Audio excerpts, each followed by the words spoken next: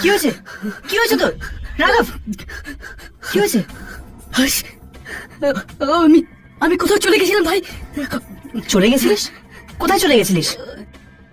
জানি না, এই এই চিঠি আমাকে কোথাও পাঠিয়ে দিয়েছিল, কিন্তু কোথায়? ঠিকানা তো জানি না, কিন্তু একটা একটা ঘর ছিল।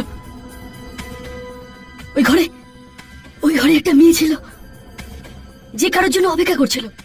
মেয়ে ছিল? তুই কি মেয়েটাকে আগে কখনো দেখেছিলিস? আমি আমি ঠিকভাবে ওর মুখটা দেখতে পাইনি। মনে হচ্ছে এই মেয়েটাই সেই আত্মা যে আমাদের এই চিঠিটা পাঠিয়েছে। হর্ষ, এটা সেই মেয়েটা যে আমাদের জন্য অপেক্ষা করছে। আমাদের এর ফাঁদে পড়া উচিত নয়। হর্ষ, এই মেয়েটা বাকি আত্মাদের মতো নয়, আমাদের প্রাণও যেতে পারে। আমি আমি এক্ষুনি এই চিঠিকে জ্বালিয়ে দিচ্ছি। রাঘব, রাঘব, চিঠিটা জ্বালাস না।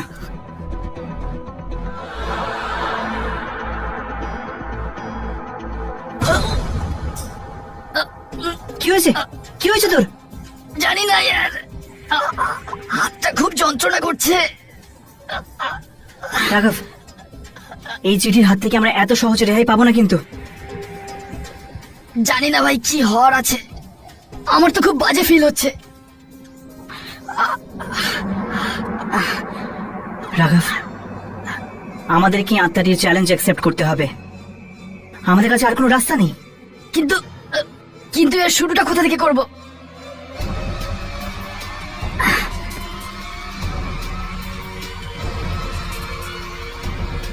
এই পোস্ট অফিসের স্ট্যাম্পের মাধ্যমে।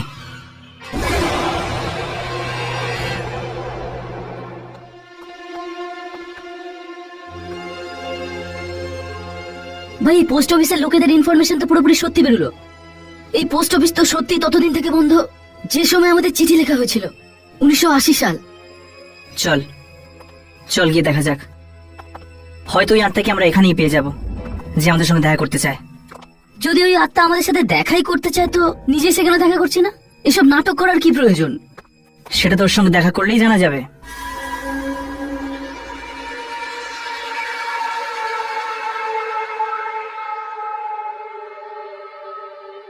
একটা কাজ করি, এই কাগজ আর ফাইলগুলোকে চেক করা যাক, হয়তো কোনো প্রমাণ পাবো।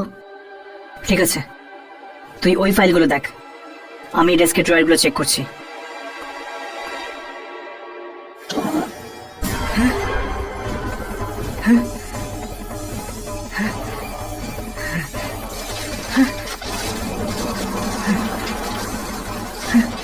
ভাই, এখানে তো গড়বড় আছে, চল পালাই এখান থেকে।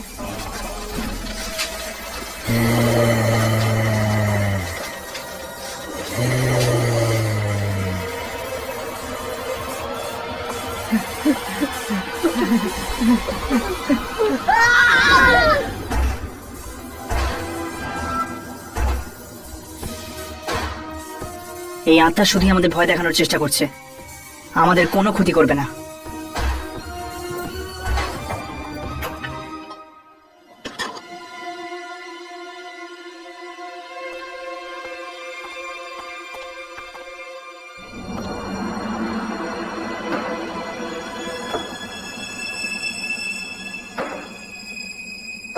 মনে হচ্ছে এটাও একটা আত্মা।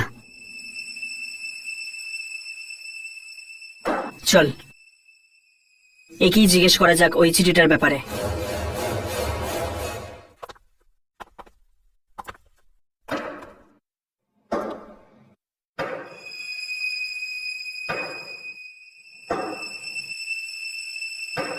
এই চিঠি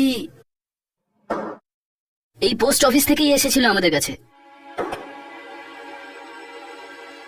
আপনি কি আমাদের বলতে পারেন যে এই চিঠিটা আমাদেরকে কে পাঠিয়েছিল? দেখা করতে চাও যে তোমাকে চিঠি লিখেছিল? হ্যাঁ, দেখা করতে চাই। ওর জন্য তোমাদের দুজনকে মরতে হবে।